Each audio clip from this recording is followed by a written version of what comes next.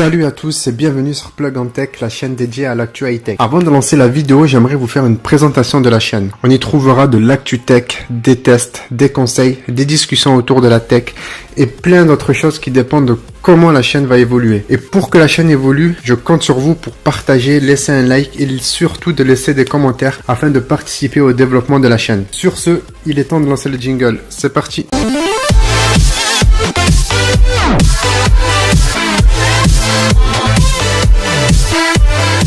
Cela fait maintenant quelques mois qu'NVIDIA a présenté ses nouvelles cartes graphiques lors de la Gamescom 2018. Ces nouvelles cartes graphiques que l'on nomme RTX présentent une nouvelle architecture que l'on appelle Turing. Cette nouvelle architecture est une révolution dans le monde du jeu vidéo. La question principale à se poser est de savoir est-ce que cette nouvelle technologie va apporter un gain significatif pour les jeux d'aujourd'hui. Je vois plein de moi dans mon entourage qui se précipitent sur cette nouvelle génération de cartes graphiques, mais la majorité d'entre eux ne jouent qu'à des jeux qui ne nécessitent pas une telle évolution. Sans trop rentrer dans les détails, je vais vous expliquer ce que cette nouvelle génération apporte.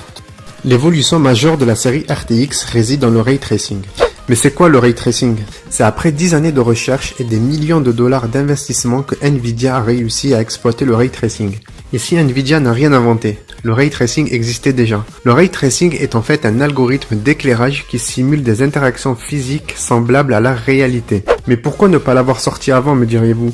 Eh bien tout simplement car c'est un traitement très lourd en ressources et qui reste utilisé seulement dans les films. Pour exploiter un tel rendu, il fallait des heures et des heures pour simuler une simple image. À titre d'exemple, on peut prendre le célèbre film d'animation Cars.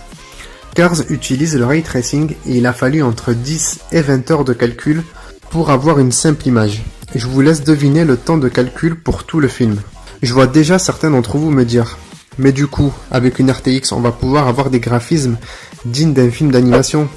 Eh ben non. Les RTX apportent certes une amélioration significative, mais pas assez pour avoir une image digne d'un film en 60 images par seconde. Nvidia promet du ray tracing en 4K 60 images seconde, mais ce n'est pas vraiment du ray tracing à 100%. Je m'explique. Nvidia a en fait associé une partie du fonctionnement du ray tracing avec des algos de deep learning afin d'avoir des résultats le plus semblables possible. Une image vaut 10 fois les paroles. Voici une image qui montre la puissance du ray tracing. D'une part, on peut voir une image avec du ray tracing et de l'autre part, une image sans ray tracing. Pour conclure sur le ray tracing, on peut dire que cette technologie apporte un gain graphique significatif. La révolution est due au fait que Nvidia a su exploiter une partie du ray tracing pour l'appliquer au temps réel.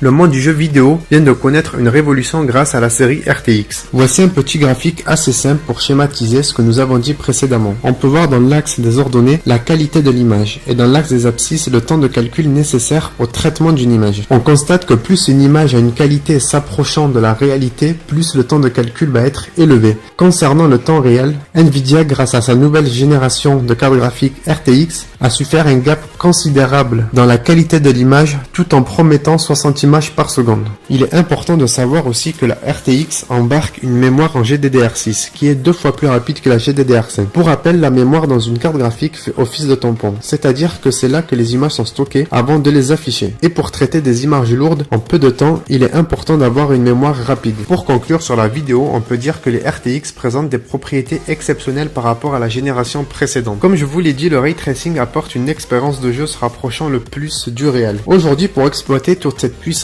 les éditeurs doivent se mettre à jour et ce n'est pas le cas actuellement. Il existe à peine une dizaine de jeux supportant le ray tracing. Nvidia a annoncé la RTX 2080 Ti, la RTX 2080 et la RTX 2070. D'après les premiers tests, la RTX 2070 serait équivalente à une 1080 Ti. Concernant les prix, la RTX 2080 Ti est annoncée aux alentours de 1249 $.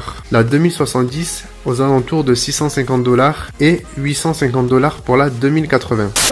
Si vous avez le budget, je vous conseille d'acheter une 2080 Ti qui forcément sera mieux sur la durée. Pour ceux qui ont un budget un peu plus restreint, la 2070 reste la meilleure alternative comparée à une 1080 Ti. Et pour les autres, vous pouvez prendre une 1070 ou une 1060 qui reste des cartes graphiques raisonnables pour jouer en HD. Je vous remercie d'avoir regardé la vidéo, ce fut un plaisir de vous avoir présenté ces nouvelles cartes graphiques. N'hésitez pas à partager, à liker, à bombarder les commentaires, c'est important pour le développement de la chaîne. Passez une bonne journée, prenez soin de vous.